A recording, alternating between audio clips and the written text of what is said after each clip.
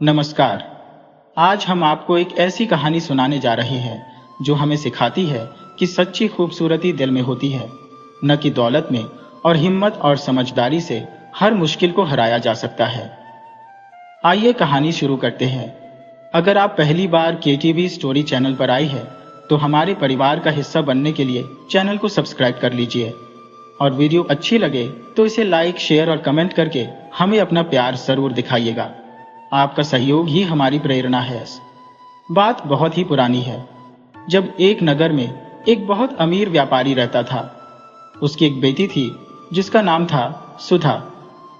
व्यापारी की पत्नी का देहांत बहुत पहले हो चुका था। उसी ने अपनी बेटी को पाल पोस कर बड़ा किया था। व्यापारी अब काफी बूढ़ा हो चुका था और उसे हमेशा अपनी बेटी के भविष्य की चिंता रहती थी। वह चाहता था कि उसके जीते जी उसकी बेटी का विवाह हो जाए, परंतु इससे पहले कि वह अपनी इस इच्छा को पूरी कर पाता, अचानक एक दिन व्यापारी की मृत्यु हो गई। अब व्यापारी की बेटी सुधा इस दुनिया में बिल्कुल अकेली थी। सुधा की उम्र इस समय लगभग 14 साल की थी और तब उसके एक दूर के चाचा ने उसकी जिम्मेदारी ली और उसकी देखभाल करने लगा। कुछ समय और बीता। सुधा अब 18 साल की युवती बन चुकी थी। अब उसका चाचा सुधा की शादी कर देना चाहता था, परंतु असल बात तो ये थी कि चाचा बहुत ही लालची और मक्कार किस्म का आदमी था। उसने पैसों के लालच में सुधा की शादी एक ऐसे आदमी से तय कर दी जो सुधा से दुगनी उम्र का था। सुधा ने अपने चाचा से साफ साफ कह दिया था कि वह उस बूढ़े आदमी से शादी नहीं करेगी। उसके चाचा ने उसे समझाने की कोशिश की, बेटा, वह आदमी बहुत अमीर है, उससे शादी करने के बाद उसकी सारी दौलत पर हमारा कब्जा हो जाएगा। मगर सुधा ने अपने चाचा की एक न सुनी। उसका चाचा बहुत ही लालची और पत्थर दिल आदमी था। उसे सुधा पर बिल्कुल भी तरस नहीं आया और उसने सुधा को मकान में बंद कर दिया। जब भी वह चाचा मकान से बाहर जाता, कमरे में बड़े बड़े ताले लगा देता। काफी दिन इसी तरह से बीत गए। आखिरकार सुधा ने उस कैद से आजाद होने की एक तरकीब सोच ली। एक दिन उसने अपने चाचा से कहा, चाचा जी, मैं आपको नाराज नहीं करना चाहती। जिस बूढ़े आदमी के साथ आप मेरी शादी करवाना चाहते हैं, मैं एक शर्त पर उसे अपना पति मान लूंगी। आपको मेरी एक इच्छा पूरी करने का वचन देना होगा। ये बात सुनकर चाचा बहुत खुश हुआ और फौरन बोला, हाँ बेटी, हाँ, मैं तुम्हारी हर इच्छा पूरी करने को तैयार हूं। मैं तो सिर्फ इतना चाहता हूं कि तुम्हारी शादी हो जाए। अब जल्दी से बताओ कि तुम्हारी क्या इच्छा है। सुधा बोली, चाचा जी, मैं चाहती हूँ कि आप मुझे 500 सोने के सिक्के दें ताकि मैं अपने लिए एक ऐसी शानदार अलमारी बनवा सकूं जिसमें मैं शादी के बाद अपने सभी जेवर और अपने कपड़े रख सकूं। ये अलमारी चंदन की लकड़ी की बनी होगी। चाचा ने हैरानी से पूछा, 500 सोने की अशर्फिया? हाँ मेरे प्यारे चाचा, मैं एक ऐसी ही अलमारी बनवाना चाहती हूँ। अब आप जल्दी से जाइए और एक बढ़ई को बुलाकर लाइए ताकि मैं उसे बता सकूं कि मुझे कैसी अलमारी चाहिए। उसी दिन सुधा के चाचा ने एक माहिर बढ़ई को बुलाया और कहा, जैसी अलमारी मेरी बेटी बनवाना चाहती है, जल्दी से जल्दी बना दो और देखो, पैसों की चिंता बिल्कुल मत करना। बस अलमारी मेरी बेटी की पसंद के मुताबिक होनी चाहिए। बढ़ई ने कहा, जी हुजूर, आप बिल्कुल भी चिंता मत कीजिए। जैसी आपकी बेटी चाहेगी मैं बिल्कुल वैसी ही अलमारी बना दूंगा। चाचा बहुत खुश था कि सुधा उसकी बात मान गई है। उसने तुरंत 500 स्वर्ण मुद्राएं उसे दे दी और घर से चला गया। तब सुधा ने बढ़ई को हिदायत दी, तुम एक ऐसी अलमारी बनाओ जिसके अंदर 5 खाने हो और एक खाना उसमें ऐसा होना चाहिए जिसमें मैं आसानी से छुप सकूं, और उसमें एक ऐसा दरवाजा हो जिसे मैं अंदर से जब चाहूं खोलूं और जब चाहूं बंद कर लूं। यह कहकर सुधा ने उस बढ़ई को एक कीमती हीरा दिया और कहा कि अलमारी के उस खुफिया दरवाजे के बारे में उसके चाचा को बिल्कुल न बताए। बढ़ई वह हीरा लिया और वापस अपनी दुकान पर लौट गया। कुछ ही दिनों के बाद उसने एक ऐसी खूबसूरत अलमारी तैयार कर ली जिसके अंदर 5 खाने बने हुए थे और सुधा के कहे मुताबिक एक खुफिया दरवाजा भी लगा हुआ था। अब सुधा ने एक दिन अपने चाचा से आंख बचाकर अलमारी का खुफिया दरवाजा खोला और उसमें 1 हफ्ते के लिए खाना और पानी छुपा दिया। अगले दिन चाचा ने सुधा से कहा, बेटी, अब तो मैंने तुम्हारी इच्छा पूरी कर दी। अब तो तुम अपने वादे के मुताबिक उस बूढ़े अमीर आदमी से शादी के लिए तैयार हो जाओ। तो सुधा ने अपना सिर झुका लिया और उसकी आंखों से टप टप आंसू गिरने लगे। उसके चाचा ने इन आंसुओं की कोई परवाह न की। उसने सोचा कि अपने मायके से विदा होते समय लड़कियां इसी तरह रोया करती हैं, और वह उसी वक्त उस बूढ़े को सूचना देने के लिए घर से चला गया कि वह शादी का इंतजाम करे। चाचा के बाहर जाते ही सुधा ने अपने जूते उतारकर मकान के अंदर ही बने हुए कुएं की मुंदेर पर रख दिए और खुद अलमारी का खुफिया दरवाजा खोलकर उसके अंदर छुप गई। शाम के समय जब चाचा वापस आया तो उसने इधर उधर देखा। उसे कहीं भी अपनी भतीजी सुधा दिखाई नहीं दी। उसने मकान का चप्पा चप्पा छान मारा, लेकिन सब बेकार। आखिरकार उसकी नजरें कुएं की मुंदेर पर पड़ी, जहां पर सुधा के जूते रखे हुए थे। यह देखते ही वह दहाड़ी मार मार कर रोने लगा। उसने समझा कि लड़की ने शादी के डर से कुएं में डूबकर आत्महत्या कर ली है। वह चिल्लाया, हाय, मेरा बेड़ा गर्क हो गया। ये मैंने क्या किया? मैं अपनी भतीजी का कातिल हूं। मैंने ही उसे कुएं में डूबने पर मजबूर कर दिया। अगर उस बूढ़ी अमीर आदमी से वह शादी न करती तो इसमें क्या हर्ज था? मैं उसकी शादी किसी नौजवान से करवा सकता था। यह सब कुछ मेरे ही कारण हुआ है। वह देर तक आंसू बहाने के बाद चुप हो गया। उसे एहसास हुआ कि अगर शहर के कोतवाल को इस बारे में पता चल गया कि उसकी भतीजी ने कुएं में कूदकर आत्महत्या कर ली है और कोतवाल के सिपाहियों ने आकर कुएं में से लाश निकाली, तो न सिर्फ शहर में उसकी बदनामी होगी, बल्कि हो सकता है कि राजा उसे कैदखाने में डाल दे। इसलिए उसने चुप रहना ही बेहतर समझा कि अगर कोई उससे पूछेगा कि सुधा कहाँ गई, तो मैं कह दूंगा कि वह अपनी मौसी के पास किसी दूसरे शहर में चली गई है। लेकिन चाचा की खुशकिस्मती थी कि किसी ने भी सुधा के बारे में उससे कुछ नहीं पूछा, मगर उसके दिल को ऐसा सदमा लगा कि वह जब भी कामकाज से फुर्सत पाकर घर में दाखिल होता तो उसकी प्यारी भतीजी की तस्वीर उसकी आंखों के सामने घूमने लगती और वह मुंह छुपाकर देर तक आंसू बहाता रहता। वह अलमारी जो सुधा ने बनवाई थी और जिसमें वह छुपी हुई थी, उसे देखकर चाचा का मन और भी दुखी हो जाता था। वह सोचता, कितने शौक से मेरी भतीजी ने यह अलमारी बनवाई थी। आखिरकार उसने यह फैसला कर लिया कि वह इस अलमारी को बढ़ई को वापस दे देगा और कहेगा कि इस अलमारी को बेच दे, जो भी कीमत मिले वह मुझे दे दे। वह अलमारी बहुत ही कीमती और सुंदर थी। बढ़ई खुशी खुशी उसे उठाकर अपनी दुकान पर ले गया और अलमारी को अपनी दुकान पर सजा दिया। उसी दिन राजा का बेटा राजकुमार यश घोड़े पर सवार होकर बाजार में से कुछ जेवर खरीदने के लिए वहां आया था, क्योंकि उन दिनों उसकी शादी होने वाली थी और वह अपनी होने वाली दुल्हन के लिए अपनी पसंद के जेवर खरीदना चाहता था। बाजार से गुजरते हुए राजकुमार की नजर बढ़ई की दुकान में रखी हुई उस खूबसूरत अलमारी पर पड़ी। वह सोचने लगा, ऐसी सुंदर अलमारी तो मेरे महल में भी नहीं है। और फिर राजकुमार ने मुंह मांगी कीमत देकर वह अलमारी खरीद ली और अपने नौकरों को आदेश दिया कि बड़े ही ध्यान से इसे महल में लेकर जाया जाए और इसे खास तौर पर उस कमरे में सजा दिया जाए जहां मैं सोता हूं। नौकरों ने वह अलमारी ले जाकर राजकुमार के सोने वाले कमरे में रख दी और अच्छी तरह से सजा दी। उस अलमारी के आने से राजकुमार के कमरे की शान और भी बढ़ गई थी। राजकुमार जब उस अलमारी को देखता तो बहुत खुश होता, लेकिन उसने कभी भी उस अलमारी को खोलकर नहीं देखा, क्योंकि वह चाहता था कि जब उसकी शादी होगी तो उसकी पत्नी ही आकर इस अलमारी को खोलेगी और इसका इस्तेमाल करेगी। राजकुमार की आदत थी, वह रात का खाना अपने कमरे में ही खाया करता था।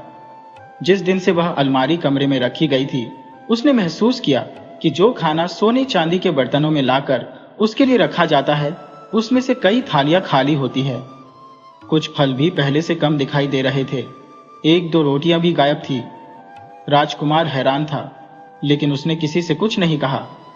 मगर जब सुबह के नाश्ते के समय भी ऐसा ही हुआ कि दूध का गिलास जो पूरा भरा हुआ था अब आधा रह गया था और खीर की कटोरी भी खाली थी। 3 सेब भी गायब थे। तो राजकुमार ने नाश्ता लेकर आने वाले नौकर को बुलाया और पूछा कि यह सब गड़बड़ी किसने की है। नौकर डर से सहम गया। उसने दबी जुबान में कहा, युवराज, आपके नाश्ते में गड़बड़ करने की भला किसकी जरूरत हो सकती है? जरूर यह किसी चूहे या बिल्ली का काम होगा। राजकुमार चिल्लाया, चूहा और बिल्ली यह महल में कैसे आ गए? पहले तो ऐसी कोई शिकायत नहीं आई। खैर, आगे के लिए ख्याल रखना। सारे उपाय करने के बावजूद भी यह सब कुछ चलता रहा। हर रात को और सुबह के समय राजकुमार के नाश्ते में से खाने का सामान कम होता रहता था। कभी एक आध रोटी गायब, तो कभी फल गायब, और कभी कभी तो दूध से भरा हुआ गिलास भी गायब। राजकुमार अपने नौकरों पर नाराज होता रहता, उन्हें सजा देने की धमकियां देता, मगर हर रोज ये घटनाएं होती ही रहती। एक नौकर ने तो यहां तक कह दिया कि राजकुमार, हो सकता है कि इस कमरे में भूत प्रेत का साया हो। लेकिन राजकुमार ने उस नौकर को डांटकर भगा दिया। एक दिन राजकुमार ने सुबह आंखें खोली और नौकर उसके सामने नाश्ता लेकर आया, तो राजकुमार ने देखा कि थाली में हर चीज पूरी और सही थी। उसने नौकर को आदेश दिया कि वह थाली मेज पर रखकर चला जाए। इसके बाद राजकुमार हाथ मुंह धोने के लिए चला गया। जब वह वापस आया तो आते ही उसकी नजरें सामने रखे हुए नाश्ते पर पड़ी। उसका मुंह हैरानी से खुला का खुला रह गया, क्योंकि नाश्ते में से कुछ चीजें गायब थी। उसने देखा कि दूध का गिलास भी आधा रह गया था। राजकुमार को लगने लगा कि शायद इस कमरे में भूत प्रेत ने अपना डेरा बसा लिया है। नाश्ते में से चीजें गायब कर देना उसी की हरकत है। अगर कोई और आदमी होता तो डर के मारे उस कमरे को खाली कर देता और उसमें अकेले सोने की हिम्मत तो कभी न करता। लेकिन राजकुमार बहुत ही बहादुर था। उसने सोचा कि यह कैसा भूत है जो इंसानों की तरह नाश्ता करता है और खाने का शौकीन है, इसे पकड़ना चाहिए। इसीलिए राजकुमार ने यह फैसला किया कि वह रात जागकर काटेगा और देखेगा कि यह भूत कहां से आता है। और फिर उस रात राजकुमार अपने पलंग पर लेट गया और वह सोने का नाटक करने लगा। आधी रात के बाद उसके कानों में एक अजीब सी आवाज आई। उसने धीरे से गर्दन घुमाई तो देखा अलमारी में से एक बहुत ही सुंदर लड़की निकलकर बाहर आई। उसने सोए हुए राजकुमार को एक नजर देखा और फिर दबे पांव उस मेज की तरफ बढ़ गई जिस पर रात का खाना रखा हुआ था। राजकुमार ने जानबूझकर वह खाना नहीं खाया था। वह लड़की जल्दी जल्दी से खाना खाने लगी। राजकुमार, जो कि सोने का नाटक कर रहा था, वह बीच बीच में आंखें खोलकर लड़की को देख लेता था। थोड़ी ही देर में लड़की ने पेट भरकर खाना खाया और फिर दबे पांव वापस अलमारी में जाकर छिपने लगी कि तभी राजकुमार ने लपक कर उसका हाथ पकड़ लिया। सुधा के गले से एक चीख निकली और वह घबराकर बेहोश हो गई।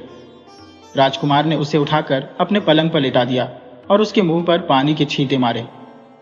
सुधा को होश आया। वह डरी और सहमी हुई राजकुमार को देखने लगी।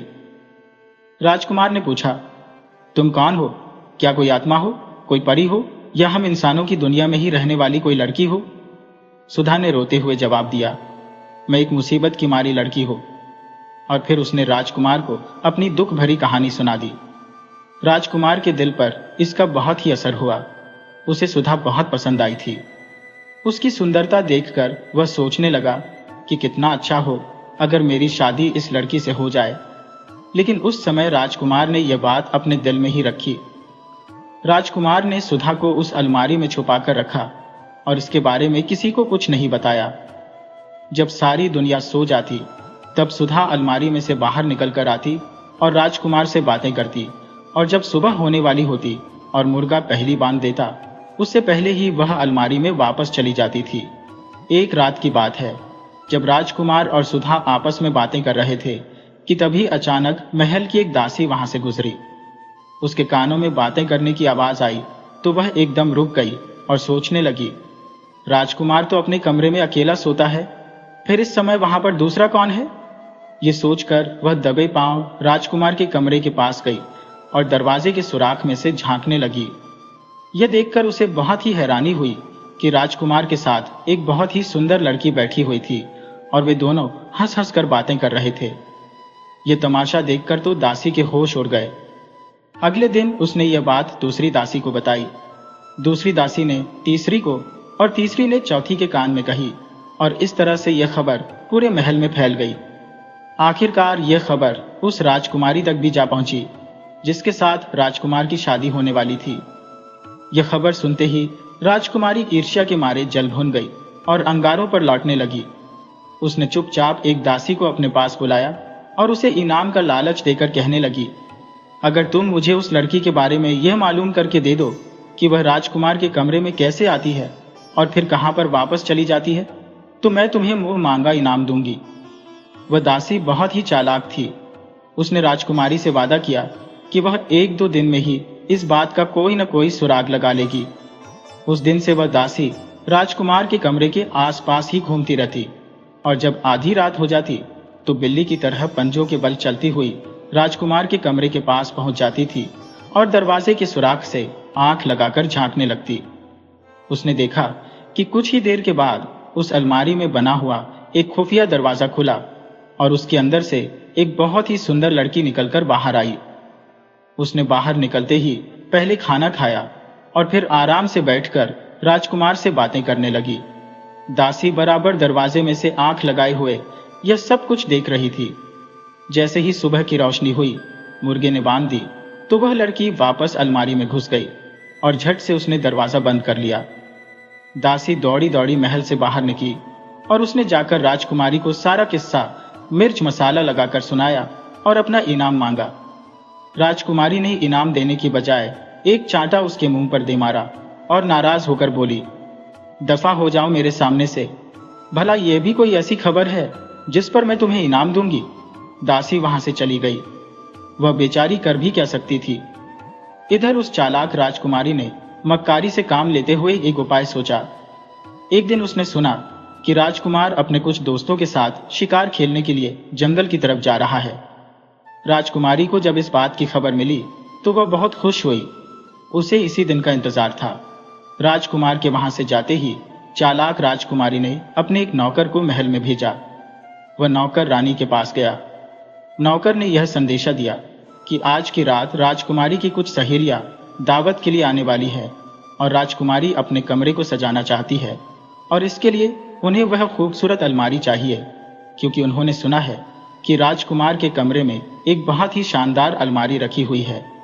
इसलिए वह अलमारी एक दिन के लिए वहां पर भेज दी जाए। रानी ने जब यह संदेश सुना तो सोच में पड़ गई। असल में राजकुमार शिकार पर जाने से पहले सबको मना करके गया था कि कोई भी नौकर या दासी उसके कमरे में दाखिल न हो और न ही वहां पर रखी हुई किसी चीज को हाथ लगाया जाए। खास तौर पर उस अलमारी को तो कोई भी हाथ नहीं लगाएगा। यह सोचकर रानी ने जवाब दे दिया कि वह अलमारी तो भेजी नहीं जा सकती। नौकर ने जाकर यह बात चालाक राजकुमारी को बताई तो चालाक राजकुमारी ने अपनी अगली चाल चली। वह रोते हुए राजकुमार के पिता के पास आई और कहने लगी, महाराज, क्या मेरी इतनी सी भी इच्छा पूरी नहीं की जा सकती? हालांकि कुछ समय के बाद मेरी शादी राजकुमार से हो जाएगी और फिर तो अपने आप ही उसकी हर चीज की मालकिन मैं बन जाऊंगी। मुझे सिर्फ एक रात के लिए वह अलमारी चाहिए।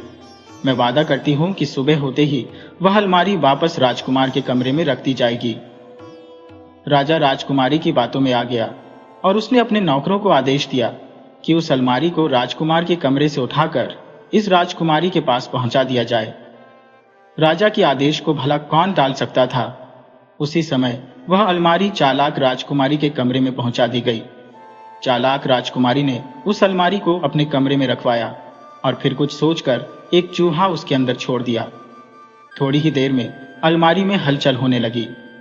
बेचारी सुधा चूहे के डर के मारे मजबूर होकर अलमारी का दरवाजा खोलकर बाहर निकल आई और भागने लगी, लेकिन ज्यादा दूर न जा सकी। उसका पैर फिसला और वह नीचे गिर पड़ी। फर्श पर गिरते ही वह बेहोश हो गई। उस राजकुमारी ने जब पास जाकर देखा तो उसे लगा कि यह लड़की मर चुकी है। उसने उसी समय अपने एक सिपाही को बुलवाया और कहने लगी, देखो, इस मरी हुई लड़की को किसी कपड़े में बांधो और महल के बाहर बहती हुई उस नहर में फेंक दो, लेकिन खबरदार, इसके बारे में किसी को बताना मत। ये कहते हुए राजकुमारी ने एक अशर्फियों की थैली उस सैनिक को दे दी।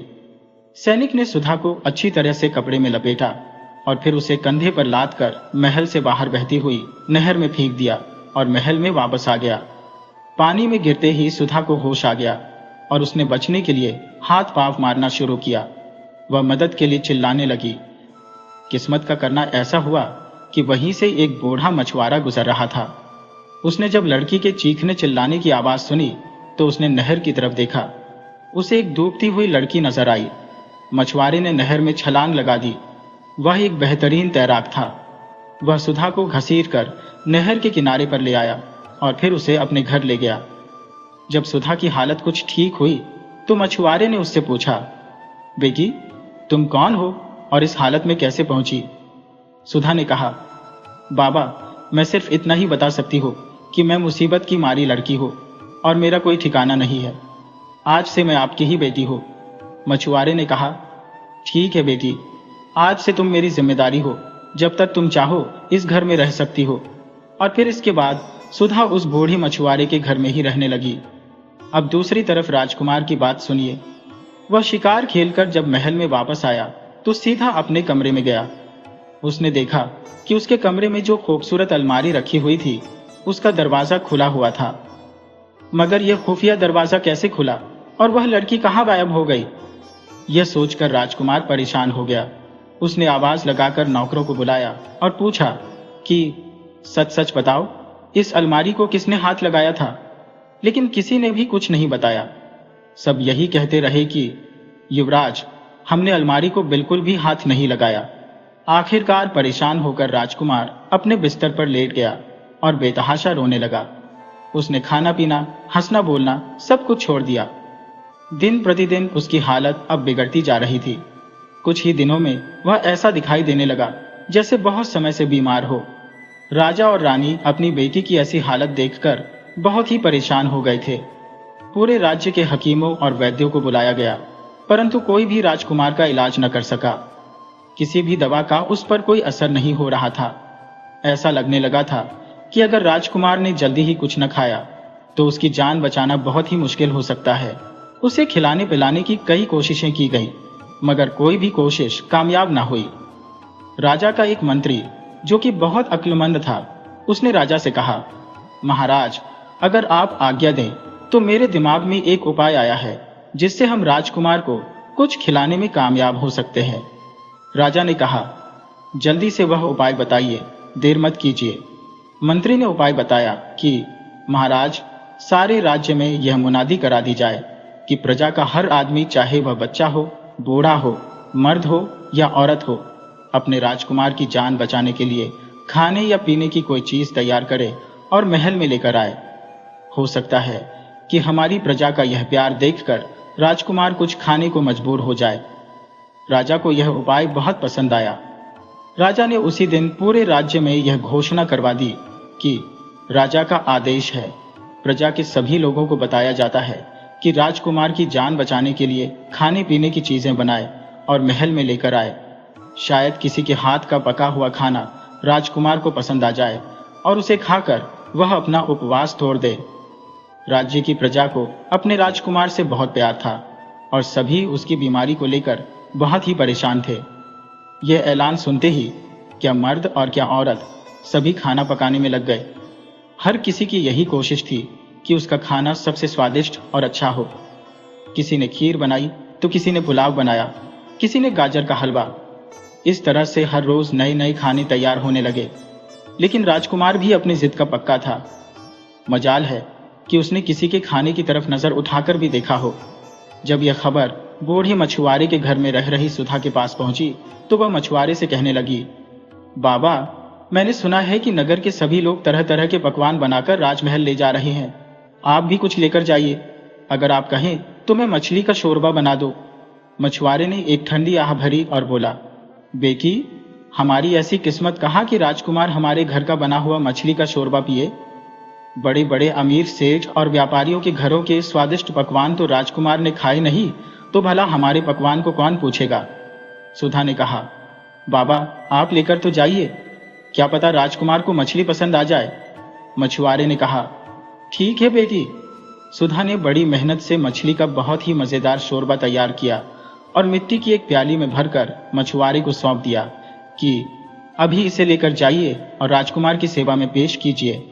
चलते समय सुधा ने चुपके से एक अंगूठी उस प्याली में डाल दी थी। यह अंगूठी राजकुमार ने ही उसे एक दिन उपहार के रूप में दी थी। बूढ़ा मछुआरा महल की तरफ रवाना तो हुआ, परंतु लोग उसका मजाक उड़ाने लगे, उस पर ताने कसने लगे। किसी ने कहा, इस बूढ़े की तो आंख मारी गई है, ये मछली का शोरबा मिट्टी के प्याले में लेकर जा रहा है। दूसरे ने आवाज लगाई, अरे बूढ़े बाबा, इस गुस्ताखी के लिए राजकुमार आपको फांसी पर लटका देगा। अगर शोरबा लेकर ही जाना है तो किसी अच्छे बर्तन में लेकर जाते। तीसरे ने कहा, शायद इस बूढ़े को कुछ इनाम पाने की उम्मीद है। अरे बेवकूफ बूढ़े, राजकुमार ने बड़े बड़े व्यापारियों और सेठों के घर का खाना तो खाया नहीं, तो भला तुझे वहां कौन पूछेगा। इस तरह से लोगों ने बूढ़े मछुआरे का खूब मजाक उड़ाया। वह बेचारा भी सोचने लगा कि सचमुच मेरी इतनी औकात नहीं कि मैं महल में जाऊं। उसके दिल में कई बार यह ख्याल आया कि उसे उल्टे कदम घर वापस लौट जाना चाहिए, मगर फिर वह सुधा के बारे में सोचता कि उसने इतने चाव से राजकुमार के लिए यह शोरबा तैयार किया है। अगर मैं वापस चला गया तो उसका दिल टूट जाएगा। हाँ, अगर राजकुमार को यह पसंद ना आया तो इसमें मेरा क्या कसूर। इस तरह की बातें दिल में सोचता हुआ वह मछुआरा आखिरकार राजमहल में दाखिल हो गया। राजा ने अपने पहरेदारों को यह आज्ञा दे रखी थी कि प्रजा का कोई आदमी राजकुमार के लिए अगर खाने की कोई चीज लेकर आएगा तो उसे कोई नहीं रोकेगा। दरबारियों और सिपाहियों ने झटपट मछुआरे को राजकुमार के सामने ले जाकर खड़ा कर दिया। राजकुमार ने एक नजर बूढ़े मछुआरे पर डाली और फिर न जाने क्या हुआ कि वह एकदम से उठ बैठा। उसने आदेश दिया कि बूढ़े के हाथ से वह प्याला ले लिया जाए। नौकरों ने वह प्याला राजकुमार को दे दिया। राजकुमार बोला, इतनी अच्छी खुशबू। और फिर राजकुमार ने उस शोरबे को मजे ले लेकर पीना शुरू कर दिया। सभी लोग हैरान थे कि इस बूढ़े की तो किस्मत जाग गई। राजकुमार ने फटाफट सारा शोरबा पी लिया और जब सारा शोरबा खत्म हो गया तो राजकुमार की नजर प्याले के नीचे पड़ी तो उसे वहां पर अपनी अंगूठी दिखाई दी जो उसने अलमारी वाली लड़की को दी थी। अंगूठी देखते ही राजकुमार उछल पड़ा जैसे उसकी जान में जान आ गई हो। उसने हैरानी से बूढ़ी मछुआरे का हाथ पकड़ा और उसे एक तरफ ले गया। बोला, बाबा जल्दी बताओ यह शोरबा किसने बनाया था। बूढ़े मछुआरे ने शुरू से लेकर आखिर तक उसे सारा किस्सा कह सुनाया कि उसे महल के पास वाली नहर में एक लड़की डूबती हुई मिली थी। उसे बचाकर वह अपने घर ले आया और उसे अपनी बेटी बना लिया। यह शोरबा उसी लड़की ने तैयार किया है। राजकुमार ने उसी वक्त मंत्री को आदेश दिया कि जल्दी से एक पालकी मछुआरे के घर में भेजी जाए और बहुत ही इज्जत के साथ उस लड़की को महल में लेकर आया जाए। राजकुमार के आदेश का पालन हुआ। सुधा को महल में पहुंचा दिया गया और तब राजकुमार ने सुधा से इस घटना के बारे में पूछा तो सुधा ने रो रो कर अपनी सारी दुख भरी कहानी उसे सुना दी। राजा को भी जब इसके बारे में पता चला तो उसने आदेश दिया कि उस मक्कार राजकुमारी के साथ राजकुमार की सगाई तोड़ दी जाएगी और फिर तीसरे दिन राजकुमार की शादी सुधा के साथ बड़ी धूमधाम से कर दी गई। पूरे नगर में दिए जलाए गए, गाने बजाने की महफिलें लगी, आतिशबाजी छोड़ी गई, गरीबों में खाना बांटा गया और फिर बूढ़े मछुआरे को राजकुमार ने अपने महल में ही अपने साथ रख लिया और उसे रहने के लिए एक बहुत ही आलीशान कमरा दे दिया गया। उस बूढ़े मछुआरे ने अपनी बाकी की जिंदगी उसी महल में गुजारी, जबकि राजकुमार और सुधा ने अपने नए जीवन की शुरुआत की। दोस्तों, यह कहानी हमें सिखाती है कि सच्चा प्यार और अच्छाई कभी व्यर्थ नहीं जाते। जीवन में जब भी कोई मुश्किल आए तो हिम्मत और ईमानदारी से काम लेना चाहिए, क्योंकि अच्छे कर्मों का फल हमेशा अच्छा ही होता है।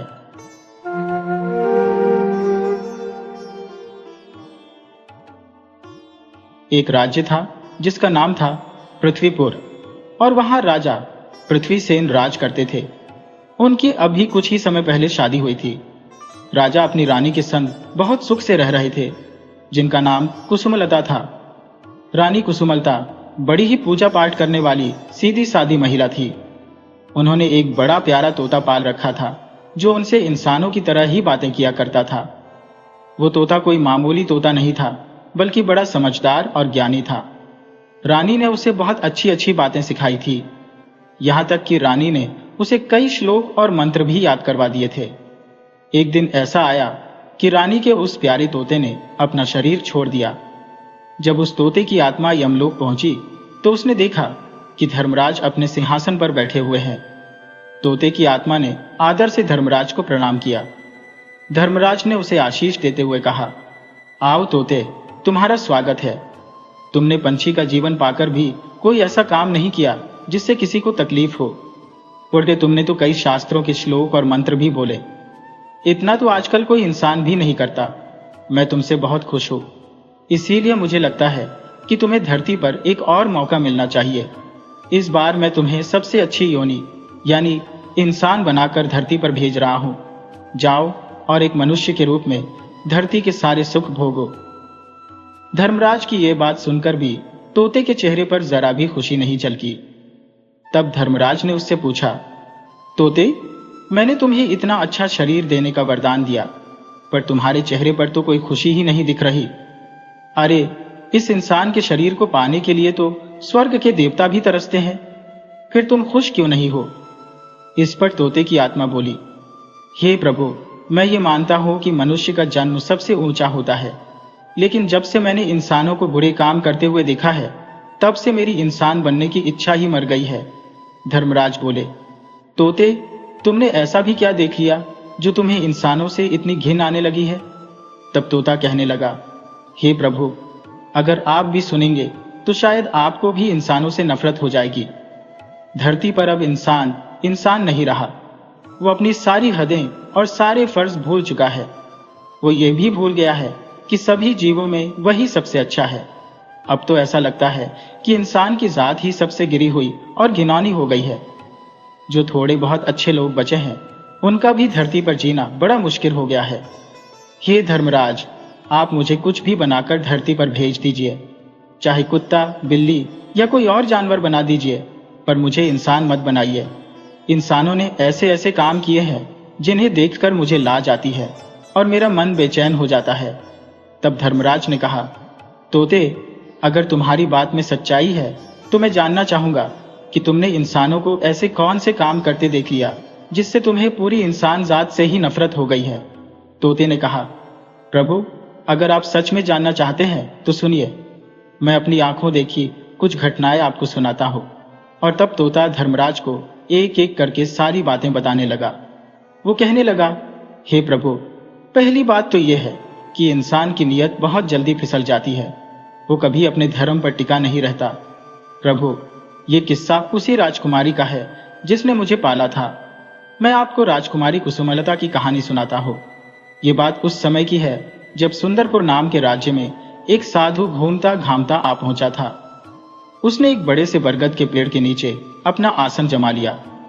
किस्मत से वो पेड़ राजा के महल के ठीक सामने था।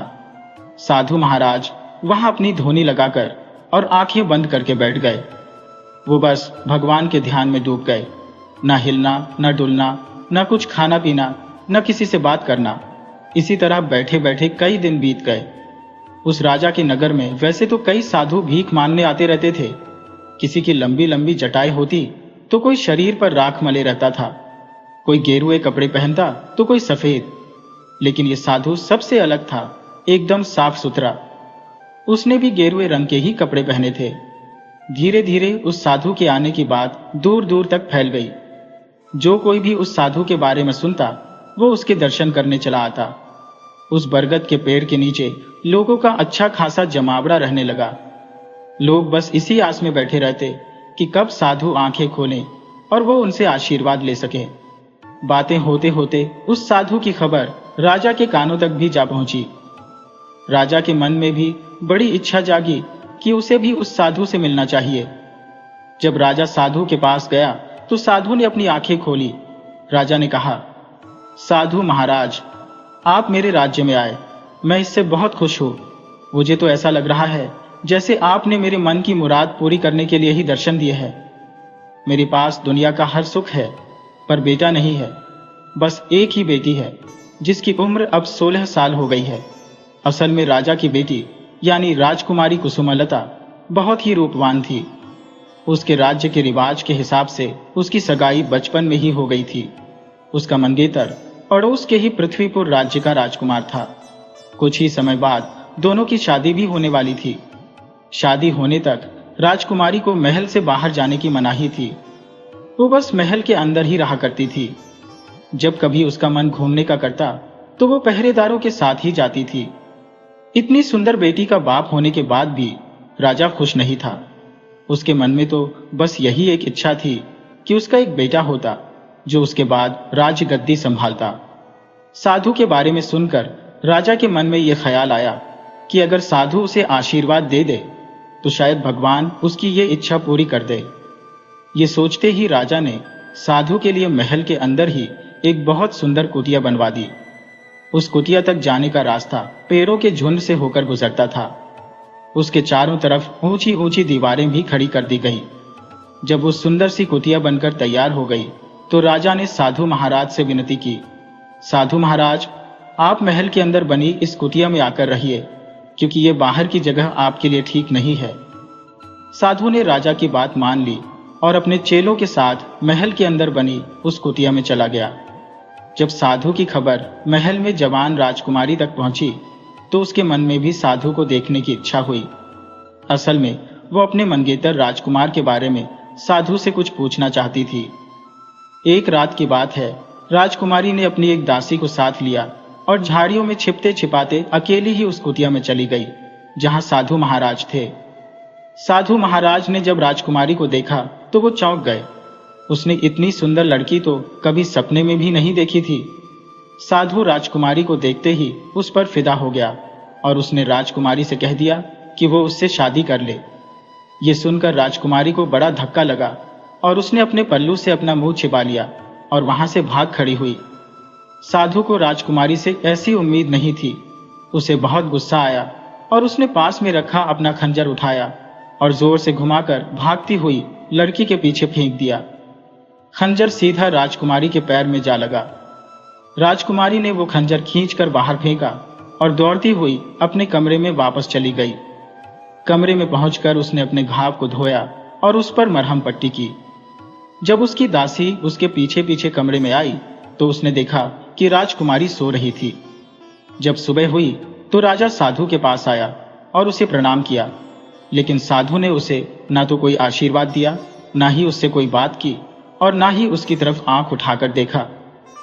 राजा ने अपने जूते कुटिया के बाहर उतारे और अंदर आ गया, मगर साधु महाराज तो पत्थर की मूरत बने बैठे रहे। राजा ने पूछा, क्या बात है साधु महाराज, क्या मुझसे कोई गलती हो गई? आप मुझसे नाराज क्यों हैं? साधु ने राजा की किसी बात का कोई जवाब नहीं दिया और वैसे ही बैठा रहा। राजा ने फिर से कहा, साधु महाराज, कल तक तो आप मुझसे कितनी अच्छी अच्छी बातें कर रहे थे।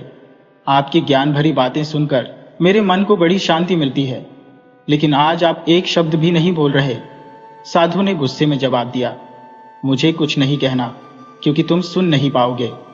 राजा ने हैरानी से कहा, साधु महाराज, आप तो जानते हैं कि आपके मुंह से निकली हर बात मेरे कानों में शहद घोलती है। लेकिन साधु चुप ही रहा। कुछ देर तक वो राजा को देखता रहा और फिर बोला, अच्छा यही होगा कि कल रात मैंने जो राज जाना है वो तुम ना ही जानो। ये सुनकर राजा का चेहरा पीला पड़ गया। वो हाथ जोड़ते हुए बोला, साधु महाराज, आपकी बातों से तो लग रहा है कि मुझ पर कोई बड़ी मुसीबत आने वाली है। साधु ने जवाब दिया, तुमने बिल्कुल ठीक समझा। राजा पूछने लगा, क्या यह मुसीबत किसी भी तरह टल नहीं सकती? तब साधु ने रुक रुक कर कहा, राजन, तुम्हारे इस महल में एक बुरी आत्मा रहती है। अगर तुमने उसे यहां से नहीं निकाला तो सिर्फ तुम ही नहीं बल्कि तुम्हारा पूरा राज्य तबाह हो जाएगा। राजा ने पूछा, महाराज, आपको कैसे पता चला कि वो बुरी आत्मा इस महल में रहती है? आप तो दुनिया से बेखबर भगवान की भक्ति में लगे रहते हैं, तो फिर उस बुरी आत्मा के बारे में आपको कैसे पता चला? साधु ने कहना शुरू किया, राजन, कल रात की बात है जब मैं अपने ध्यान में बैठा था और मुझे अपने आसपास की कोई खबर नहीं थी, तब वो बुरी आत्मा मेरे पास आई थी। ये सुनकर राजा डर के मारे कांपने लगा। उसने पूछा, साधु महाराज, वो बुरी आत्मा किस रूप में आपके सामने आई थी? साधु बोला, राजन, वैसे तो ऐसी बुरी आत्माएं बहुत डरावनी शक्ल लेकर इंसान के सामने आती है, लेकिन ये जानकर तुम हैरान रह जाओगे कि वो आत्मा बड़े अजीब तरीके से मेरे सामने आई। जब मैं भगवान के ध्यान में डूबा हुआ था तो मुझे धीरे से एक आवाज सुनाई दी। जब मैंने आंखें खोली तो देखा कि मेरे आश्रम के दरवाजे पर एक बहुत ही सुंदर लड़की खड़ी थी। मैं उसे देखता ही रह गया कि अचानक उसका भोला भाला चेहरा धीरे धीरे बदलने लगा। अब मेरे सामने एक बहुत ही डरावनी और भयानक चुड़ैल खड़ी थी। अगर मैं साधु ना होता और मेरे पास अपनी तपस्या की ताकत ना होती तो वो चुड़ैल मुझे निगल ही जाती। अब तो डर के मारे राजा की कंपकंपी छूटने लगी। उसने डरी हुई आवाज में पूछा, तो साधु महाराज, बस इतना बता दीजिए कि उस बुरी आत्मा को कैसे पहचाना जा सकता है? जो कि एक सुंदर लड़की के रूप में आपको दिखाई दी थी। साधु ने बड़े ध्यान से राजा की तरफ देखा। अब राजा उसे एक बहुत ही कमजोर और डरपोक इंसान लग रहा था। साधु ने कहा, उसकी एक टांग जख्मी है, यही उसकी निशानी है। जब उसे ढूंढ लो तो मेरे पास ले आना, फिर मैं तुम्हें बताऊंगा कि उसके साथ क्या करना है। ये सुनते ही राजा महल में गया और उसने ये हुक्म दे दिया कि राज्य की हर लड़की उसके सामने अपने पैर दिखाए। तुरंत राजा के हुक्म पर अमल हुआ, मगर किसी भी लड़की के पैर में कोई घाव नहीं था। आखिर में उसकी अपनी बेटी यानी राजकुमारी कुसुमलता की बारी आई। वो अपने पैर के घाव को छिपा नहीं सकी थी। अब उसका राज खुल चुका था। राजा दुख और गुस्से से पागल हो गया और भागते भागते साधु के पास पहुंचा। उसने पूरी खबर साधु महाराज को बताई। साधु तो पहले से ही तैयार बैठा था। उसने फौरन कहा, राजन, तुमने इतने सालों तक अपनी बेटी को पाल पोस कर बड़ा किया, लेकिन मुझे दुख है कि तुम्हारे साथ धोखा हुआ। तुम्हारी असली बेटी पैदा होते ही चुरा ली गई थी और उसकी जगह पर एक चुड़ैल को इंसानी शक्ल में रानी की गोद में डाल दिया गया था। मैंने तुम्हें सच्चाई बता दी है। अब तुम जो चाहो वो करो, लेकिन याद रखना कि अगर तुमने उस भूतनी को यूं ही छोड़ दिया तो एक ना एक दिन वो तुम्हें और तुम्हारे राज्य को बर्बाद कर देगी। राजा, जो कि साधु की हर बात को ऐसे मानता था जैसे वो भगवान का हुक्म हो, उसने घबराते हुए पूछा, साधु महाराज, अब मैं क्या करूं? तो साधु बोला, तुम्हें उस भूतनी को ठिकाने लगाने का इंतजाम करना चाहिए। तुम ऐसा करो, मेरे पास 2 बढ़ई भेज दो। राजा ने तुरंत साधु के हुक्म को माना और 2 बढ़ई साधु के पास भेज दिए गए। साधु ने बढ़ई को एक बड़ा सा संदूक बनाने का हुक्म दिया, जिसमें एक आदमी लेट सके और उसमें कहीं से भी हवा और पानी न जा सके। दोनों बढ़ई कोई ऐसे वैसे बढ़ई तो थे नहीं, वो राजा के शाही बढ़ई थे। उन्होंने ठीक वैसा ही संदूक तैयार किया जैसा कि साधु महाराज ने कहा था। संदूक देखकर साधु बहुत खुश हो गया। अब साधु के कहने पर राजा राजकुमारी को कुटिया में लेकर आ गया। बेचारी राजकुमारी डरी सहमी और बहुत घबराई हुई थी। वो बेचारी कर भी क्या सकती थी। राजा और साधु ने मिलकर जबरदस्ती राजकुमारी को संदूक में बंद कर दिया और फिर संदूक का ढक्कन लगाकर उसमें कीलें ठोक दी गईं। इसके बाद उस संदूक को नदी में बहा दिया गया। दुखी और थका हारा राजा महल में वापस चला गया। दूसरी तरफ साधु ने अपने 2 चेलों को बुलाया और उनसे कहा, आज नदी में एक तैरता हुआ संदूक आएगा, उसमें खजाना भरा हुआ है। नदी के किनारे जाकर उस संदूक को ढूंढो। तुम लोग नदी के किनारे किनारे चलते जाओ, मुझे हर हाल में वो संदूक चाहिए। मैं यही आश्रम में तुम्हारा इंतजार करूंगा। साधु के चेले सारा दिन नदी के किनारे घूमते रहे और फिर थक हार कर बैठ गए। उन्हें जोर से भूख लगने लगी। उन्होंने सबसे पहला काम यह किया कि पेट भरकर खाना खाया और फिर आराम करने के लिए लेट गए। लेटते ही उन्हें गहरी नींद आ गई, जबकि लकड़ी का वो संदूक नदी में तैरता जा रहा था और साधु के चेले खर्राटे ले रहे थे। रात बीत गई और दिन निकल आया।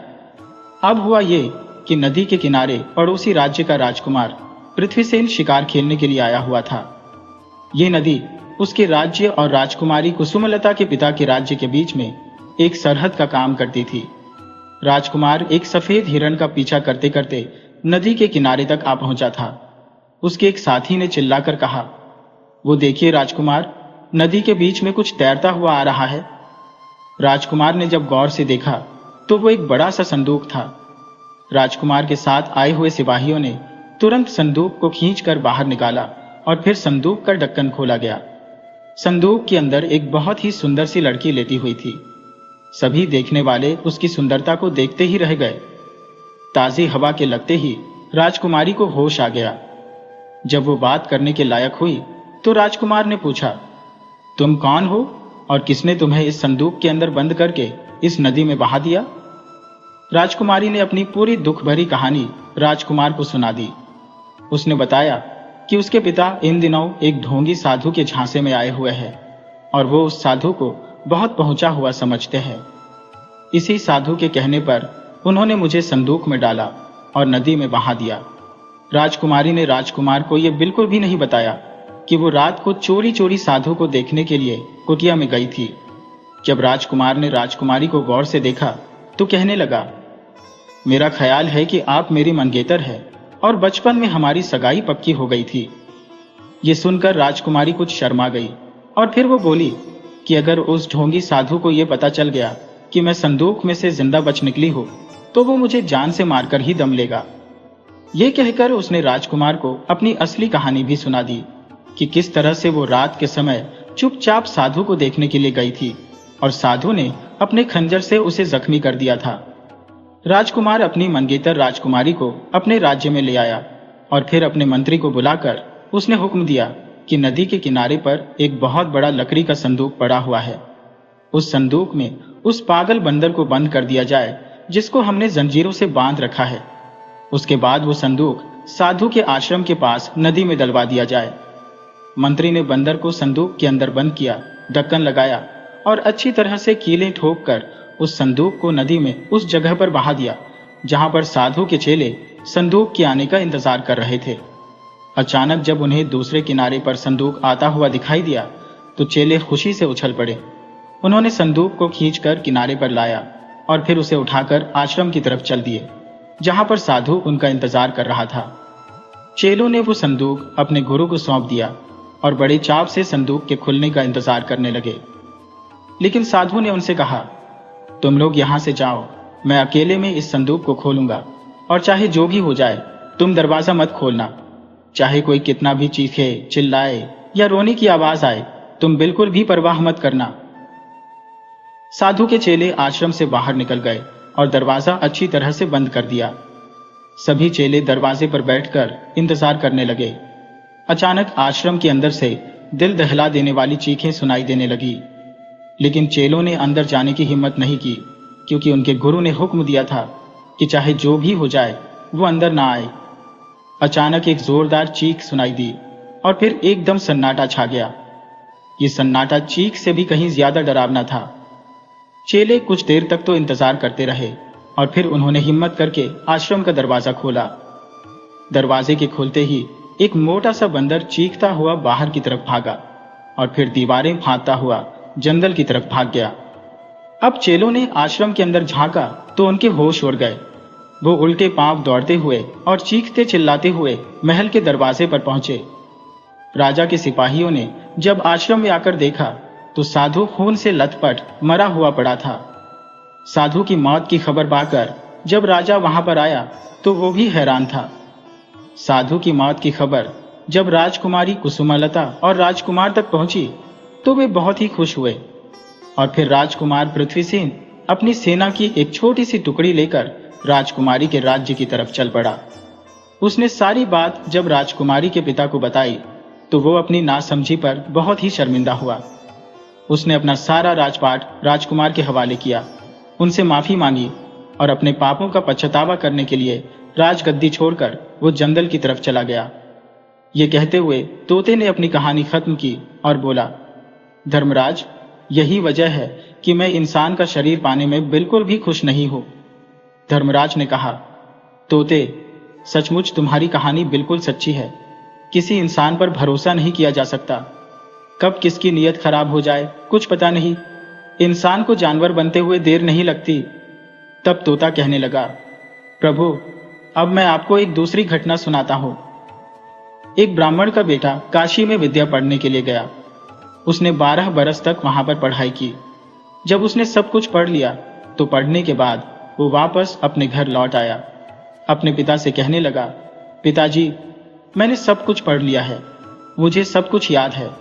आप मुझसे कोई भी सवाल पूछ सकते हैं, मैं उसका अच्छी तरह ठीक ठीक जवाब आपको दूंगा। पिताजी बोले, ठीक है बेटा, जब तुम इतना सब कुछ पढ़कर आए हो तो मेरे एक छोटे से सवाल का जवाब दो। बेटा कहने लगा, ठीक है पिताजी, पूछिए आप क्या पूछना चाहते हैं। पिता ने कहा, मुझे सिर्फ इतना बता दो कि पाप के बाप का क्या नाम होता है। ब्राह्मण का बेटा सोचने लगा कि पाप के बाप का नाम तो मैंने कभी पढ़ा ही नहीं।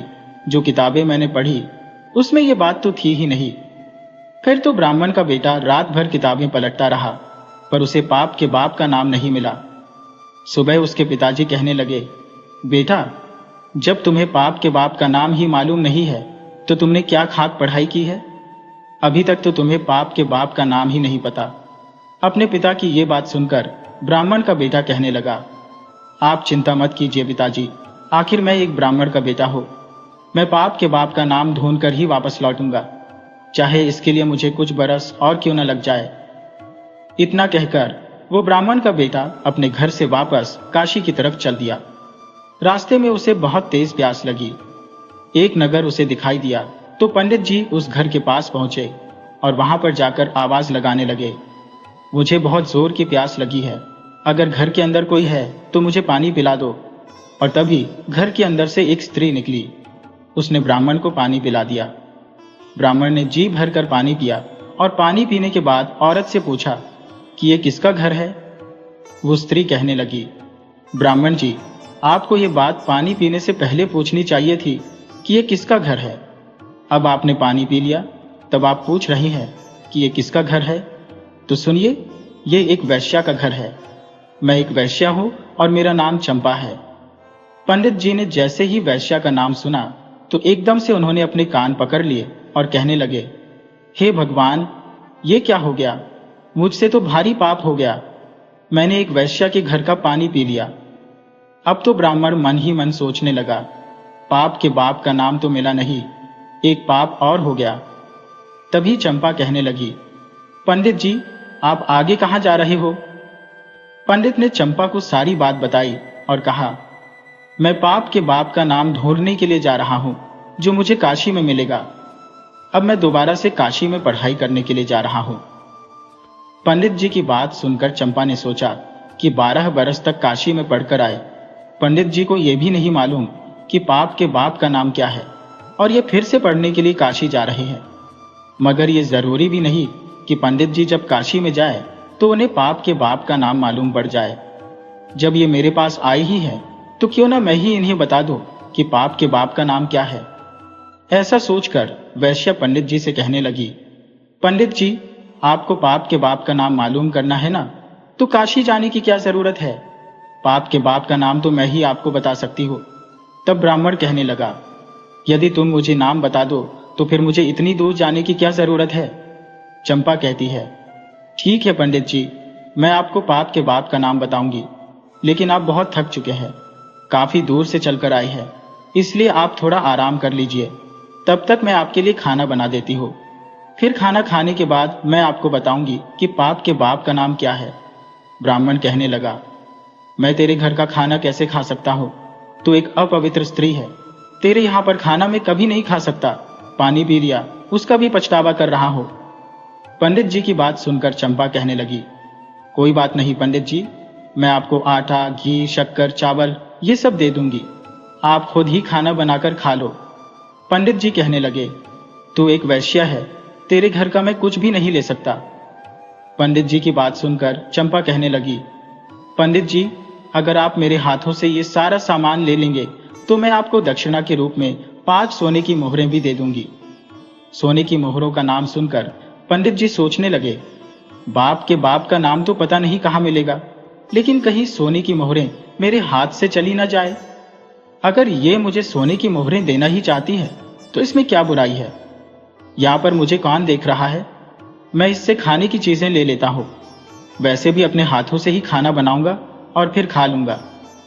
अब तक जिन पंडित जी को आटा दाल लेने में भी पाप लग रहा था, मगर 5 सोने की मोहरों का लालच उनके मन में आ गया तो उनकी सारी परेशानी खत्म हो गई।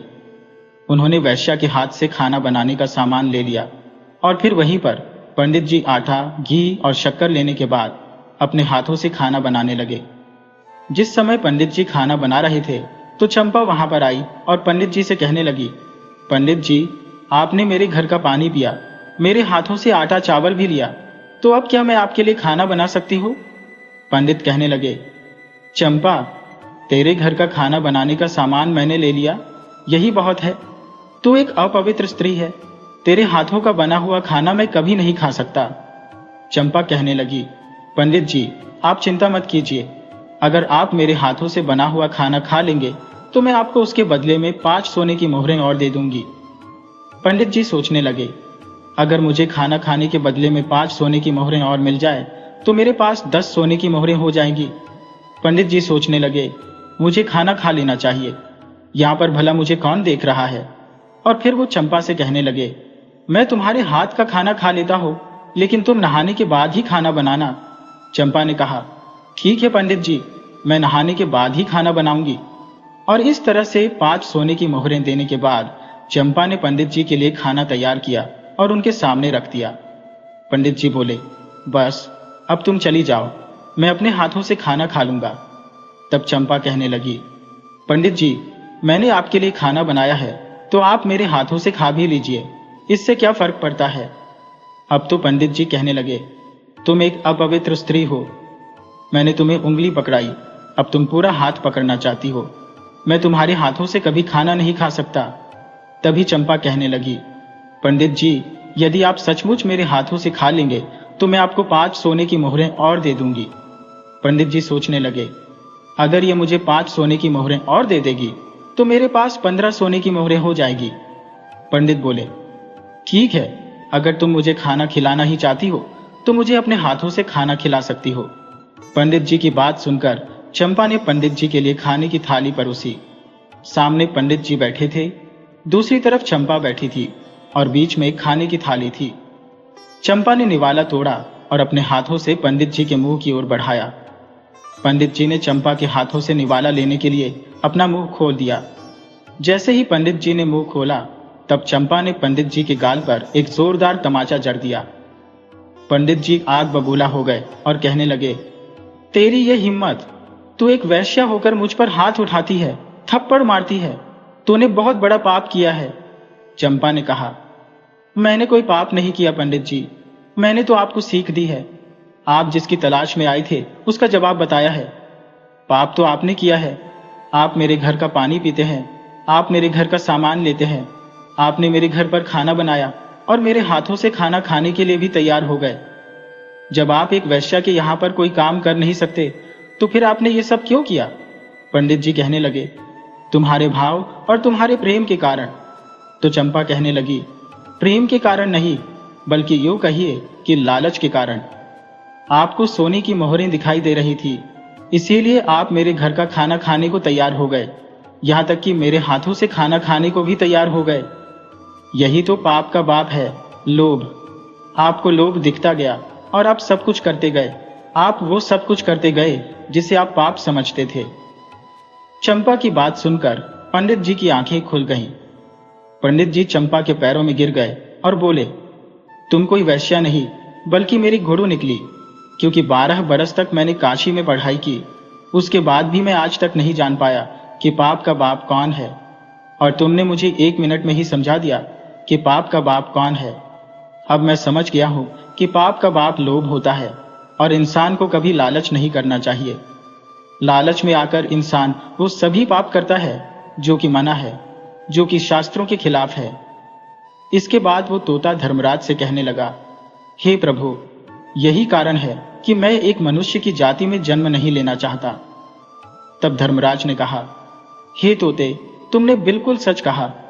आज के समय में मनुष्य बहुत ही गिरा हुआ हो चुका है और मैं तुम्हारी बात से पूरी तरह सहमत हूं। मैंने आज तक तुम जैसा ज्ञानी तोता नहीं देखा। मैं तुमसे बहुत खुश हूं, इसलिए मैं तुम्हें मोक्ष देना चाहता हूं। आज से तुम जन्म और मरण के चक्कर से बिल्कुल आजाद हो जाओगे और एक दिव्य आत्मा बनकर स्वर्ग में घूमोगे। ये कहानी सिखाती है कि लालच ही सारे पापों की जड़ है। जब इंसान के मन में लालच आ जाता है तो वो सही गलत, धर्म अधर्म सब भूल जाता है। अपनी नीयत को हमेशा साफ रखना ही सबसे बड़ी पूजा है।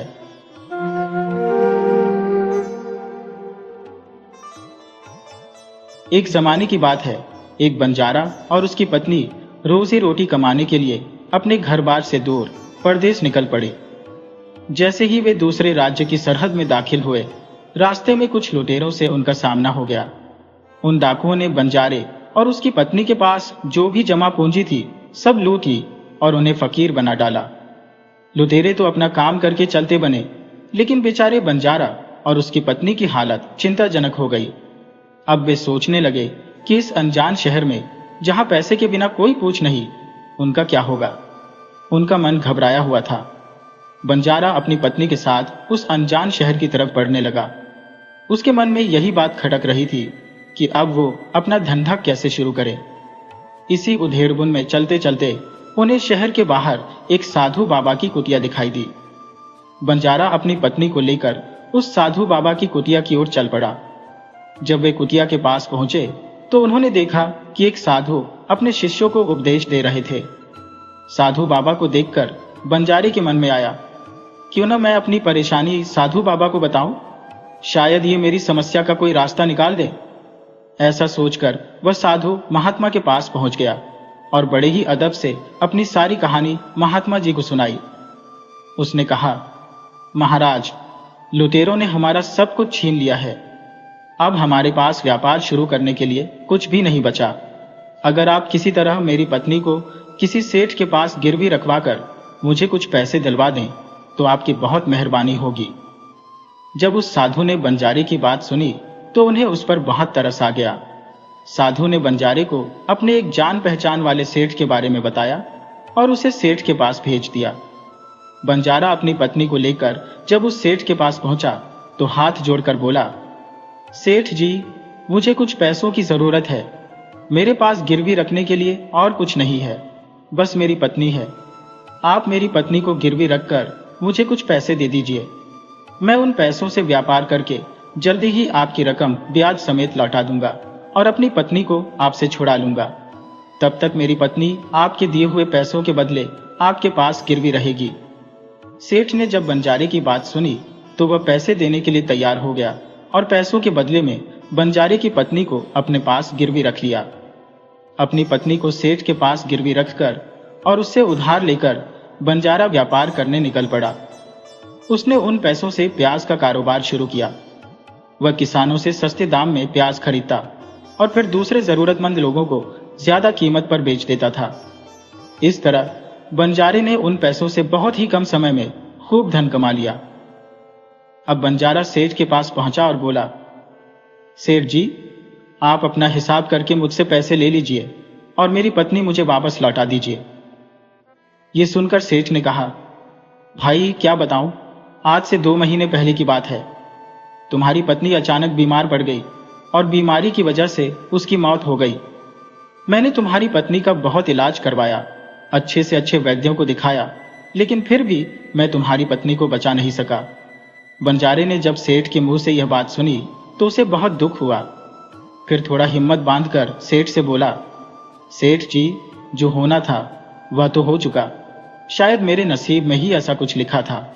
अगर वह मेरे साथ रहती तब भी अपनी उम्र पूरी होने पर उसे मरना ही पड़ता। होनी को कौन टाल सकता है। फिर भी आप अपने पैसे मुझसे ले लीजिए ताकि मुझे इस बात का संतोष हो जाए कि मैंने अपना कर्ज चुका दिया है और अपनी पत्नी को गिरवी रखने के दाग से खुद को बचा लिया है। बंजारे की बात सुनकर वह सेठ बोला, नहीं भाई, अब मैं तुमसे कैसे पैसे ले सकता हूं।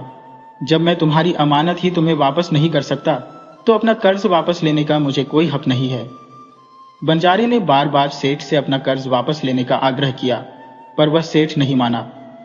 फिर उदास होकर बंजारा वहां से निकला तो रास्ते में फिर उसी जगह पहुंचा जहां उन्हें पहली बार साधु महात्मा मिले थे। हमेशा की तरह इस बार भी साधु महात्मा चबूतरे पर बैठे अपने शिष्यों को उपदेश दे रहे थे। बंजारा भी मन की शांति के लिए वहीं जाकर बैठ गया और साधु महात्मा के प्रवचन सुनने लगा। साधु महात्मा ने जब बंजारे को देखा तो उसे तुरंत पहचान लिया और उसका हालचाल पूछने लगे। बंजारे ने अपने साथ अब तक जो भी घटा था वह सब महात्मा जी को बता दिया कि सेठ के पास उनकी पत्नी का देहांत हो गया है। महात्मा जी एक सिद्ध पुरुष थे। बंजारे की बात सुनकर साधु ने कहा, भाई, उस सेठ ने तेरे साथ धोखा किया है। तेरी पत्नी यकीनन जिंदा है। तेरी पत्नी को उस सेठ ने अपने घर में छुपा रखा है। अब ऐसा कर, यहाँ के राजा के पास जा और राजा के दरबार में जाकर अर्जी लगाना कि महाराज, मेरी पत्नी को सेठ से दिलवा दो, क्योंकि इस शहर का जो राजा है वह बहुत ही अक्लमंद इंसान है। वह यकीनन तेरी पत्नी को उस सेठ पर जोर डालकर दिलवा देगा। दरबार में ही तुम्हारा फैसला होगा। महात्मा की बात मानकर बंजारा राजा के दरबार में पहुंच गया और राजा के दरबार में पहुंचकर गुहार लगाने लगा, महाराज, मेरी पत्नी को सेठ से मुझे दिलवा दीजिए। राजा ने सेठ को बुलाया और पूछा, क्या यह सच कह रहा है कि बंजारा कुछ पैसों के बदले में अपनी पत्नी को तुम्हारे पास गिरवी रखकर गया था? सेठ ने यह बात मान ली और कहा, हाँ राजन, बंजारे की ये बात बिल्कुल सच है। राजा ने फिर कहा, तुम इसकी पत्नी को क्यों नहीं लौटा रहे हो? राजा की बात सुनकर सेठ बोला, कैसे लौटाता महाराज? मैंने इस बंजारे को बता तो दिया, आज से 2 महीने पहले इसकी पत्नी की मौत हो चुकी है। महाराज, अब मैं यमराज के पास जाकर तो इसकी पत्नी को वापस नहीं ला सकता ना? राजा ने पूछा कि सेठ जी, तुम्हारा कोई गवाह है जो इस बात की तस्दीक कर दे कि इसकी पत्नी की मौत हो चुकी है? तो सेठ बोला, जी महाराज, इस बात की पुष्टि वह अच्छी तरह से कर देगा जिसने इस व्यापारी की पत्नी का इलाज किया था। वह 4 व्यक्ति भी इस बात की गवाही दे देंगे जो इसकी पत्नी को श्मशान में जलाकर आए थे। उस सेठ ने यह बात इतने भरोसे के साथ कही थी कि राजा को भी उस पर यकीन हो गया। तब राजा ने बंजारे से कहा, अगर तुम्हारी पत्नी जिंदा होती तो हम तुम्हें जरूर दिलवा देते, अब तो हमारी भी मजबूरी है। इस तरह राजा ने बंजारे को समझा बुझाकर वापस भेज दिया। बंजारा फिर से साधु महात्मा के पास पहुंच गया और जो कुछ दरबार में राजा और सेठ ने कहा वह सारी बातें उसने उस महात्मा को बता दी। ये बात सुनकर साधु महात्मा ने कहा, पुत्र, मैंने राजा को इतना नासमझ नहीं समझा था। मुझे दुख इस बात का है कि उसने तुम्हारे साथ इंसाफ नहीं किया। उस राजा ने सेठ की बातों पर तो यकीन कर लिया और तुम्हें समझाकर मेरे पास वापस भेज दिया। अब तुम मेरी एक बात सुनो। तुम एक बार फिर राजा के पास जाओ और उससे कहना कि सिर्फ 3 घंटे के लिए वह अपनी राजगद्दी पर मुझे बैठने का अधिकार दे दें। तब मैं राजा को बताऊंगा कि न्याय कैसे किया जाता है और अन्याय किसे कहते हैं। वह बंजारा एक बार फिर से राजा के दरबार में पहुंचा और जैसा उसे साधु महात्मा ने कहा था उसने राजा से कह दिया। राजा ने बंजारे की यह बात सुनी तो यह सुनकर राजा ने कहा, मुझे 3 घंटे के लिए राजगद्दी छोड़ने में कोई आपत्ति नहीं है। अगर ऐसा करने से तुम्हें न्याय मिल जाएगा तो मैं 3 घंटे के लिए अपनी राजगद्दी छोड़ दूंगा। तुम उन महात्मा को राज दरबार में ले आओ। राजा की यह बात सुनकर बंजारा साधु महात्मा के पास वापस गया और साधु महात्मा को राज दरबार में ले आया। जब साधु महात्मा राज दरबार में पहुंच गए तो राजा ने अपनी राजगद्दी छोड़ दी और महात्मा जी राजगद्दी पर विराजमान होते ही महात्मा के सामने सेठ जी को पेश किया गया। महात्मा ने सेठ से पूछा, सेठ जी, 2 महीने पहले जब बंजारे की पत्नी मर गई, इसका कोई सबूत है क्या? सेठ ने कहा, हाँ महात्मा जी, मेरे गवाह मौजूद है। फिर राजा बने साधु महात्मा के आदेश पर सेठ के गवाह पेश किए गए। सबसे पहले साधु बाबा ने उस वैद्य जी को बुलाया जिसने बंजारे की पत्नी का इलाज किया था। साधु बाबा ने उससे पूछा, क्यों भाई, आपने ही इस बंजारे की पत्नी का इलाज किया था? वैद्य बोला, जी हाँ महाराज, मैंने ही बंजारे की पत्नी का इलाज किया था। वैद्य की बात सुनकर साधु बाबा बोले, अच्छा वैद्य जी, मुझे यह बताओ कि तुम बंजारे की पत्नी का इलाज करने के लिए सेठ के घर जाते थे या फिर बंजारे की पत्नी इलाज करवाने के लिए तुम्हारे पास आती थी? राजा बने साधु महात्मा की बात सुनकर वैद्य जी राजा से बोले, महाराज, सेठ जी मेरे पास खुद आकर दवाई ले जाते थे। साधु बोले, यानी तुम यकीन के साथ यह नहीं कह सकते कि वह दवा सेठ बंजारे की पत्नी के लिए ही ले जाता था या फिर किसी और के लिए? साधु बाबा की बात सुनकर वह वैद्य बोला, यह बात मैं यकीन के साथ तो नहीं कह सकता कि सेठ जी किसके लिए दवाई ले जाते थे, लेकिन सेठ जी मुझसे दवाई जरूर लेकर जाया करते थे। वैद्य जी की बात सुनकर वह साधु बोला, इसका मतलब तो यही हुआ, तुम मरीज को बिना देखे ही दवाइयां दे देते हो। यह तो बहुत ही संगीन मामला है। तुम दवा के स्थान पर किसी को जहर भी तो दे सकते हो, और हो सकता है तुम्हारे दिए हुए जहर से ही इस बंजारे की पत्नी की मौत हो गई हो। साधु की यह बातें सुनकर वैद्य जी का चेहरा डर के मारे पीला पड़ गया। वह कांपते हुए स्वर में बोला, नहीं हुजूर, ऐसा हरगिज नहीं हो सकता। मैं अपने किसी मरीज को दवा के बदले जहर क्यों दूंगा? इस तरह से मेरी सारी इज्जत मिट्टी में मिल जाएगी। वैद्य जी की बात सुनकर वह साधु महात्मा बोले, अब तो तुम ऐसा ही कहोगे? मैं तुम्हें अपने फर्ज में लापरवाही करने के और एक मरीज के जीवन से खिलवाड़ करने के जुर्म में 50 कोड़े लगाने का आदेश देने जा रहा हूं। इसके साथ ही तुम्हारा मुंह काला करके सारे शहर में घुमाया भी जाएगा। अब तुम सोच लो, सच बोलोगे या फिर मैं सैनिकों को तुम्हें गिरफ्तार करने का आदेश दे दूं? ये सुनकर वैद्य जी का शरीर कांपने लगा और वह साधु बाबा के चरणों में गिर पड़ा और बोला, हुजूर, मुझे माफ कर दीजिए। मैं मानता हूं कि मैंने सेठ के बताए किसी भी मरीज का कोई इलाज नहीं किया। वह तो सेठ जी ने मुझे रुपए 5,000 दिए थे और कहा था यदि गवाही की जरूरत पड़े तो ऐसा कहकर उसके पक्ष में गवाही दे दूं।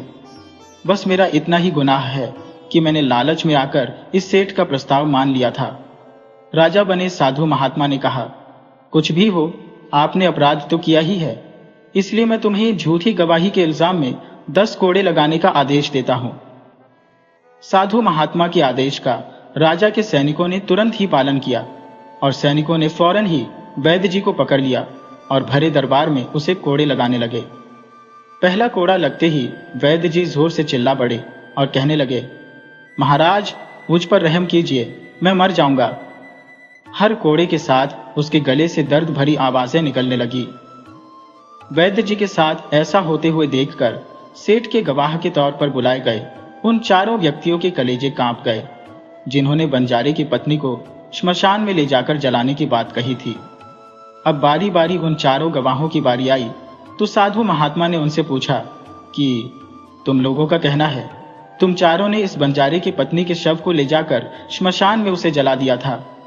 अब मुझे यह बताओ कि अंतिम संस्कार से पहले जब मृत शरीर को स्नान कराया जाता है, फिर उसे कफन में लपेटकर जमीन पर रखा जाता है, स्नान के दौरान क्या तुमने उस स्त्री का मृत शरीर देखा था? ये सुनकर उस सेठ के चारों गवाह कहने लगे, नहीं हुजूर, उसका मृत शरीर तो हमने देखा ही नहीं था। जब सेठ जी ने अर्थी तैयार कर ली थी, उसके बाद ही हम उसे श्मशान में ले गए थे और उसे जलाकर आए थे। उन चारों गवाहों की बात सुनकर वह साधु महात्मा बोले, और तुमने यह भी जानना जरूरी नहीं समझा था कि इस अर्थी में कोई मरा हुआ इंसान लेटा है या कोई जिंदा व्यक्ति? कहीं ऐसा तो नहीं किसी जहरीले पदार्थ से बेहोश व्यक्ति को उस अर्थी में सेठ जी ने लिटा दिया हो और तुम उसे श्मशान में ले जाकर जलाकर आ गए हो? यह तो एक बहुत ही संगीन मामला बनता है। इसके लिए तुम लोगों को मौत की सजा भी कम है, क्योंकि यह तो घोर अपराध है। वह चारों गवाह वैद्य जी की पिटाई देखकर पहले से ही डरे हुए थे। जब उन्होंने साधु महात्मा के मुंह से मौत की सजा की बात सुनी तो उन सभी के हाथ पांव मानो बिल्कुल ही ठंडे पड़ गए थे। जैसे ही साधु महात्मा ने सेठ की तरफ देखा तो सेठ का चेहरा बाहर से काला पड़ चुका था। साधु ने सेठ जी से कहा, सेठ जी, तुम्हारे 5 गवाहों की तो पहले ही हवा निकल गई। अब तुम बताओ कि किसी की मर्जी के खिलाफ किसी की पत्नी को जबरदस्ती घर में रखने के जुर्म में तुम कौन सी सजा पसंद करोगे? साधु महात्मा की बात सुनकर सेठ जी का चेहरा एकदम से सफेद पड़ गया। उसके मुंह से कोई शब्द नहीं निकल सका। राजा बने साधु ने कहा, इससे पहले कि मैं तुम्हें 10 साल की कड़ी सजा दे दूं, अभी भी वक्त है कि तुम इस बंजारे की पत्नी को दरबार में हाजिर करो। राजा के डर से सेठ ने तुरंत ही अपने नौकरों को घर भेजकर बंजारे की पत्नी को दरबार में पेश कर दिया। साधु ने बंजारे को उसकी पत्नी सौंप दी और सेठ को झूठी गवाही के जुर्म में 5 महीने की कैद की सजा सुना दी और उन चारों गवाहों को भी 100-100 कोड़े मारने की सजा दे दी, जिन्होंने बंजारे की पत्नी का शव श्मशान में ले जाने की झूठी गवाही दी थी। यह देखकर राजा हैरान रह गया और साधु बाबा के सामने हाथ जोड़कर बोला, महाराज, आप धन्य हैं, आपने मुझे सिखा दिया कि न्याय कैसे किया जाता है। राजा की बात सुनकर साधु महात्मा बोले, राजन, मेरी 3 बातें हमेशा याद रखना। कभी भी इन 3 जगहों पर अपनी पत्नी को अकेला नहीं छोड़ना चाहिए। पहला स्थान, अगर आपकी पत्नी बीमार पड़ जाए तो ऐसी हालत में कभी भी उसको बीमारी में अकेला छोड़कर नहीं जाना चाहिए, क्योंकि जब कोई इंसान किसी औरत से शादी करता है तो शादी के वक्त वचन देता है कि मैं तेरे सुख दुख में तेरे साथ रहूंगा। इसलिए बीमारी की हालत में उसके साथ हमेशा बने रहिए और उसकी देखभाल करिए। जिस तरह पत्नी अपने पति की सेवा करती है, उसी तरह पति का भी फर्ज बनता है कि अपनी पत्नी की सेवा में हमेशा तैयार रहे। यह आपका फर्ज है और आपके खुशहाल जीवन का मंत्र भी है।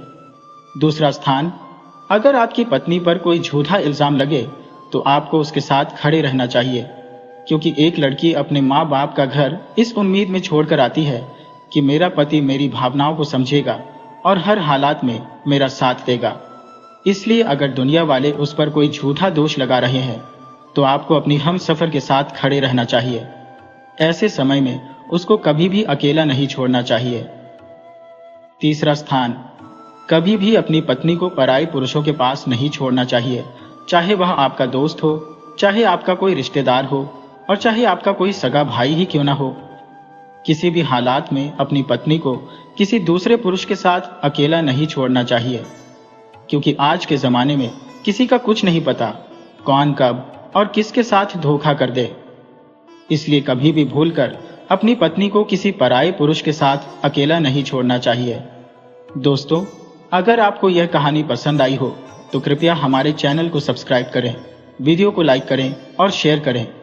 इस कहानी से हमें यह सीख मिलती है कि मुश्किल वक्त में भी हमें हिम्मत नहीं हारनी चाहिए और न्याय के लिए लड़ना चाहिए। साथ ही हमें अपनों का साथ कभी नहीं छोड़ना चाहिए और हमेशा उन पर भरोसा रखना चाहिए।